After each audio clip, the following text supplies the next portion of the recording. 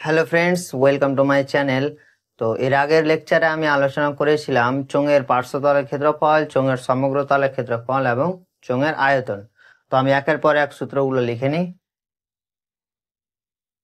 1 নম্বর আমরা পড়েছিলাম যে লম্ববৃত্তাকার চোঙের পার্শ্বতলের ক্ষেত্রফল। আমি শুধু লিখলাম পার্শ্বতলের ক্ষেত্রফল। এর সূত্রটা কি? সূত্রটা বলো। সূত্রটা হচ্ছে 2πr/h। হয়ে গেল। একবার আমি রিভিশন করে দিচ্ছি তোমাদের। 2 নম্বর যেটা পড়েছিলাম সেটা হচ্ছে যে লম্ববৃত্তাকার চোঙের সমগ্র তলের ক্ষেত্রফল। সমগ্র তলের ক্ষেত্রফল। সমগ্র তলের ক্ষেত্রফল হচ্ছে 2πr/h, পার্শ্বতলের ক্ষেত্রফল প্লাস কি দুটি বৃত্তাকার তলের ক্ষেত্রফল মানে 2πr²। বুঝতে পারলে? হয়ে গেল। 3 নম্বর যেটা পড়েছিলাম সেটা হচ্ছে যে লম্ববৃত্তাকার চোঙের আয়তন। আয়তন আয়তন আয়তনটা কি ছিল আমার, বলো, কমেন্টে অবশ্যই জানাবে। আয়তনটা আমার ছিল πr²h, ঘন একক। যেহেতু এটা ক্ষেত্রফল বলছে, এটা হয়ে যাবে বর্গ একক। এটাও যেহেতু ক্ষেত্রফল বলছে, এটা হয়ে যাবে আমার কাছে কি, বর্গ একক। বুঝতে পারলে? এবার আজকে যেটা আলোচনা করব বা এই লেকচারে যেটা আলোচনা করব সেটা হচ্ছে ফাঁপা চোঙের ক্ষেত্রে। এবার তুমি বলবে ফাঁপা চোঙ কোনটা? দেখো, আমি একটা উদাহরণ নিয়ে এসেছি। এটা হচ্ছে, দেখো, একটু দেখো ভালো করে দেখতে পাচ্ছ কিনা। এটা হচ্ছে একটা ফাঁপা চোঙ। দেখো চারিদিকটা দেখো, এটা হচ্ছে একটা ফাঁপা চোঙ। যে চোঙটা একটু মোটা মোটা দেখতে। আমি লেকচার 1-এ কি দেখিয়েছিলাম যে লম্ববৃত্তাকার চোঙ মানে চোঙটা পাতলা চোঙ। বুঝতে পারলে? এবার চোঙের আমার মুখটা কেমন থাকে, যে দেখো বৃত্তাকার। বুঝতে পারলে? এটা একটা চোঙ, চোঙের মুখটা আমার কেমন থাকে, বৃত্তাকার। তো আমি লম্ববৃত্তাকার চোঙের মানে সামনের মুখটা কেমন আছে, শুধু এরকম আছে। এর শুধু একটাই ব্যাসার্ধ আছে, সেটা হচ্ছে আর। এবার আমি এখানে ফাঁপা চোঙের ক্ষেত্রে যেহেতু আমি বলছি, ফাঁপা চোঙের ক্ষেত্রে যেহেতু বলছি, তো ফাঁপা চোঙটা আমার দেখতে হয় এরকম।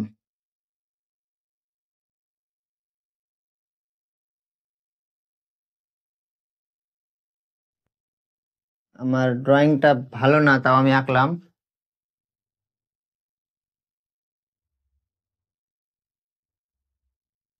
দেখো, এটা হচ্ছে ফাঁপা চোঙ। দেখো চোঙের মুখগুলো একটু মোটা। এই জিনিসটা হচ্ছে আমার কি, মোটা। আমি এখানে লিখলাম মোটা বা পুরু। মোটা বা পুরু। তো চোঙের মুখটা আমার কেমন থাকে, একেবারে বৃত্তাকার অংশ থাকে। দেখো চোঙের মুখটা দেখো একেবারে কেমন বৃত্তাকার দেখতে। তো আমি এই বৃত্তাকার মুখটা একটু আমি আঁকছি।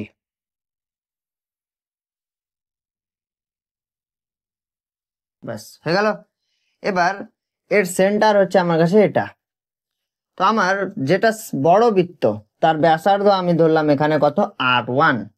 কত ধরলাম, বড় ব্যাসার্ধ হচ্ছে এখানে R1। যেটা ছোট ব্যাসার্ধ সেটা হচ্ছে R2। বুঝতে পারলে? বড় ব্যাসার্ধটা হচ্ছে আমার R1, ছোট ব্যাসার্ধটা হচ্ছে R2।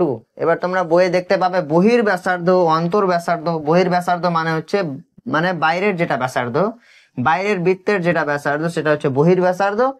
অন্তর ব্যাসার্ধ মানে হচ্ছে যে ভিতরের বৃত্তের যেটা ব্যাসার্ধ সেটা হচ্ছে অন্তর ব্যাসার্ধ। এবার আমি আয়তনটা আগে বার করব। যে লম্ববৃত্তাকার চোঙের আয়তনটা আমার কি ছিল, πr²h, ঘন একক। এবার আমি ফাঁপা চোঙের ক্ষেত্রে আয়তনটা কত হবে আমার, এখানে আমি লিখব অতএব ফাঁপা চোঙের ক্ষেত্রে, আচ্ছা এখানে আমি লিখলাম ফাঁপা চোঙ। ফাঁপা চোঙের ক্ষেত্রে আয়তন, শুধু আমি আয়তন লিখলাম। তো ফাঁপা চোঙের ক্ষেত্রে আমার আয়তনটা কি হয়ে যাবে, যেহেতু এখানে আমার বহির ব্যাসার্ধ আর অন্তর ব্যাসার্ধ দেওয়া আছে, তো আমার লম্ববৃত্তাকার চোঙের সূত্রটা কি ছিল, πr²। তো এখানে R1 আর R2 দুটোই আছে। তো কি এখানে কি হয়ে যাবে, R1² minus R2² into h। মানে সেম ফর্মুলা, শুধু R² এর জায়গাতে কি বসবে, R1² মাইনাস R2²। বুঝতে পারলে? এটা হয়ে যাবে ঘন একক। ঘন একক। তোমরা সূত্রগুলো মুখস্থ করবে। মুখস্থ করার কিছুই না, লম্ববৃত্তাকার চোঙের সূত্রটি মুখস্থ করলে তোমরা ফাঁপা চোঙের ক্ষেত্রে প্রত্যেকটা সূত্র অবশ্যই মনে হয়ে যাবে, মনে করার দরকার হবে না। শুধু ফাঁপা চোঙের ক্ষেত্রে কি হয়ে যাবে, যে লম্ববৃত্তাকার চোঙে দেখো কি ছিল, আর স্কোয়ার ছিল, বুঝতে পারলে? লম্ববৃত্তাকার চোঙে কি ছিল, আর স্কোয়ার ছিল। এবার ফাঁপা চোঙের ক্ষেত্রে হয়ে যাবে R1 square minus R2 square, বুঝতে পারলে? আর স্কোয়ারের ক্ষেত্রে আমি বলছি, আর এর ক্ষেত্রে বলছি না। যদি সিম্পল যদি আর দেওয়া থাকে তো R1 প্লাস R2 বসবে, হয়ে গেল। এবার এই নিয়ে একটা আমি এক্সাম্পল তোমাদের করিয়ে দিচ্ছি। তোমরা ফাঁপা চোঙটা অবশ্যই বুঝতে পেরেছো, এটা দেখে নাও। আমার হাতে এটা ফাঁপা চোঙই আছে, চোঙটা একটু মোটা দেখতে, দেখো এটা চোঙটা একটু দেখতে মোটা। এবার আমি একটা এক্সাম্পল তোমাদের করিয়ে দিচ্ছি। এক্সাম্পল যে তোমরা দেখো যে বলছে দুই মুখ খোলা লোহার তৈরি একটি লম্ববৃত্তাকার চোঙের উচ্চতা হচ্ছে 42 সেন্টিমিটার।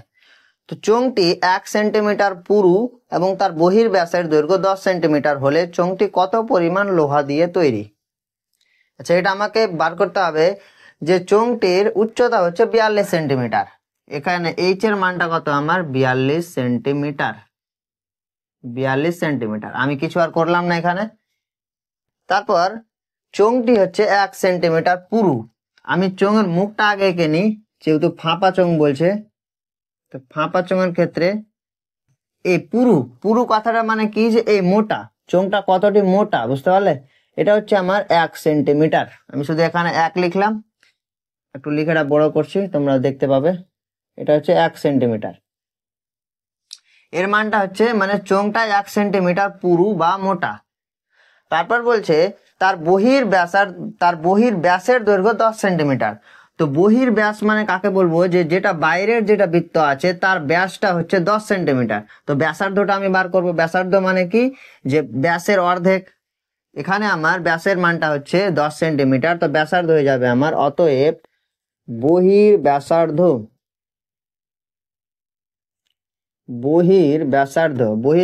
হচ্ছে আমার 10/2 ইকুয়াল টু 5 সেন্টিমিটার, হয়ে গেল। এবার যেহেতু এখানে আমি বহির ব্যাসার্ধটা বার করলাম, আমাকে অন্তর ব্যাসার্ধটা বার করতে হবে, মানে ভেতরের বৃত্তের ব্যাসার্ধটা বার করতে হবে। এটা হচ্ছে সেন্টার। এর ব্যাসার্ধের মানটা আমার আসলো কত? এর ব্যাসার্ধের মানটা আসলো আমার 5 সেন্টিমিটার। আচ্ছা, আমি এখানে এক কাজ করছি, পুরোটা টেনে দিচ্ছি। এই পুরোটার মান কত আমার? 5 সেন্টিমিটার। দেখো এখানে আমি নাম দিচ্ছি, এটা এ, এটা বি, আর এটা সি। তো আমার এসি মানে বহির ব্যাসার্ধ, এসির মানটা হচ্ছে এখানে আমার কত? 5 সেন্টিমিটার। মানে R1 এর মানটা হচ্ছে 5 centimetre. AC equal to R1 equal to কত? 5 সেন্টিমিটার। আমি আর চিত্রে লিখলাম না, কারণ এটা ঘিচিমিচি হয়ে যাবে। এবার আমাকে অন্তর ব্যাসার্ধ বার করতে হবে। তো লিখবো অতএব অন্তর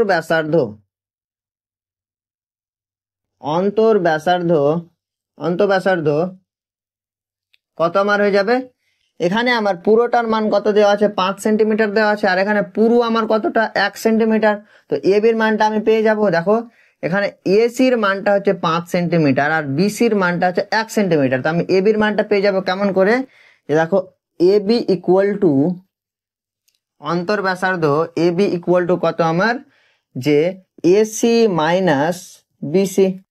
এই পুরোটা থেকে বিসি যদি বাদ দিয়ে দিই তো আমি এ বিটা পেয়ে যাব। দেখো ভালো করে, এই পুরোটা থেকে আমি যদি এইটুকু যদি বাদ দিয়ে দিই, তো আমি এ বির মানটা পেয়ে যাব। তো A B equal to AC minus BC.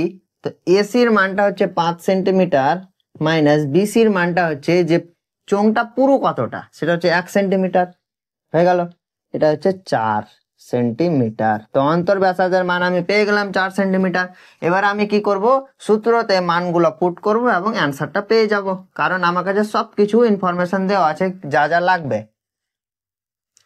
এবার আমার ফাঁপা চোঙের ক্ষেত্রে কি বার করতে বলছে, যে কত পরিমাণ লোহা লাগবে। তো কত পরিমাণ লোহা লাগবে বলতে আমাকে আয়তনটা বার করতে হবে। তো এখানে লিখবো অতএব কত পরিমাণ লোহা লাগবে, তো যে পরিমাণ লোহা লাগবে, অতএব নির্ণেয় যে পরিমাণ লোহা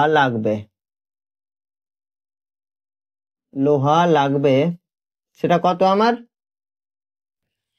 এর আয়তনটা কত ছিল আমার, পাই আর স্কোয়ার এইচ। এটা লম্ববৃত্তাকার চোঙের আয়তন ছিল। এবার আমাকে ফাঁপা চোঙের ক্ষেত্রে মান বসাতে হবে। তো ফাঁপা চোঙের ক্ষেত্রে হয়ে যাবে পাই আর স্কোয়ার, যেহেতু আছে তো কি বসবে, R1 square minus R2 square into H. এবার এই সব ক্ষেত্রে তোমরা মান পুট করবে, আমি পুট করে দেখিয়ে দিচ্ছি। পায়ের মান হচ্ছে 22/7 ইন্টু R1 এর মান হচ্ছে 5 সেন্টিমিটার, তো 5 স্কোয়ার মাইনাস R2 এর মান হচ্ছে 4 সেন্টিমিটার, তো 4 স্কোয়ার ইন্টু এইচ এর মানটা হচ্ছে আমার কত, হাইট 42 সেন্টিমিটার। এবার এটুকু তোমরা সলভ করবে, যেটা অ্যান্সার আসবে সেটাই হচ্ছে মানে কত পরিমাণ লোহা লাগবে, বাস এটাই হচ্ছে অ্যান্সার। বুঝতে পারলে তোমরা আমি কি কি করলাম এখানে? এবার চলে যাব আমরা সমগ্র তলের ক্ষেত্রফলে। কোথায় চলে যাব? আচ্ছা, আগে আমরা পার্শ্বতল ক্ষেত্রফলটা বার করে নিই, তারপর চলে যাব সমগ্র তলে। এবার হচ্ছে আমার কি, এরপরে যেটা টপিক সেটা হচ্ছে পার্শ্বতলের ক্ষেত্রফল। তো কোন একটা ফাঁপা চোঙের ক্ষেত্রে বাইরের ব্যাসার্ধ যদি R1 হয় এবং ভেতরের ব্যাসার্ধ যদি R2 একক হয় এবং চোঙটির উচ্চতাটা যদি H একক হয়, তাহলে চোঙের বাইরের এবং ভেতরের বক্রতলের মোট ক্ষেত্রফল কত হবে? মানে হয়তো তোমরা বুঝতে পারলে না আমি যেটি বললাম। তো দেখো, এটা একটা ফাঁপা চোঙ, এটা কি একটা ফাঁপা চোঙ,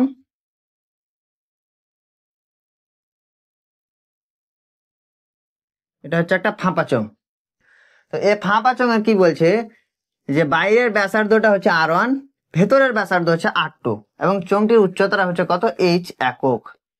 তাহলে চোঙটির বাইরের এবং ভেতরের মোট বক্রতলের ক্ষেত্রফল কত হবে? মানে যেটা আমি পড়েছিলাম না পার্শ্বতলের ক্ষেত্রফল, যে ওই মানে কি বলে, 4 সাইডের যেটা ক্ষেত্রফল।